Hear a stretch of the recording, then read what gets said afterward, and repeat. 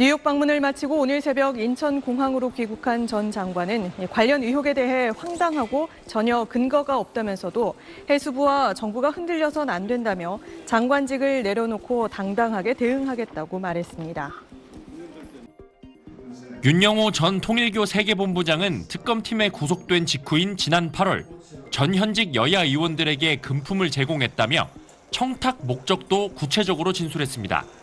윤 전 본부장은 우선 2018년에서 2019년 사이 당시 여당인 민주당 전재수 의원에게 통일교 현안인 한일 해저터널 추진을 위해 현금 4천만 원과 까르띠에와 불가리 등 명품 시계 2점을 건넸다고 진술한 걸로 확인됐습니다. 해저터널 출발지인 부산을 지역구로 둔 전 의원에게 청탁 명목으로 금품을 건넸다는 겁니다.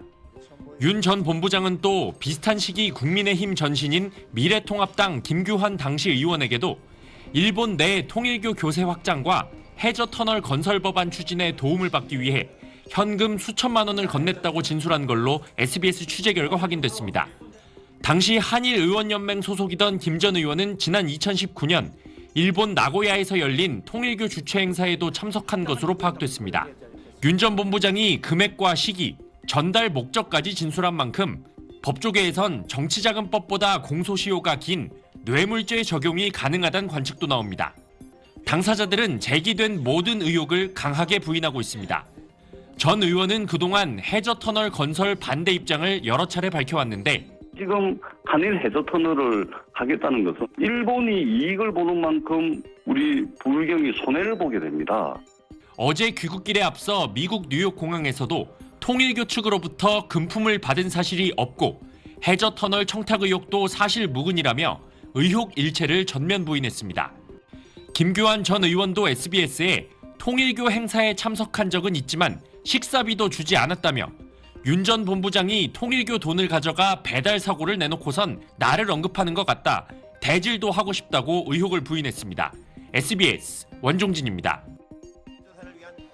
한일 해저터널 구상은 지난 1981년 11월 통일교 주최 국제회의에서 문선명 통일교 초대 총재가 처음으로 공개했습니다. If this highway were constructed, the three Asian countries would be linked through the highway, and they would become one. 1990년 5월엔 당시 노태우 전 대통령이 일본 국회 연설에서 한일 해저터널을 공식 제안했고 2000년대 들어 지역 정치인 출신의 부산시장이 추진 의사를 드러내기도 했습니다. 하지만 100조 원 이상이 예상되는 천문학적 건설비에 국민적 관심도 적어 정치인 공약이나 민간 연구 수준에 머물렀습니다.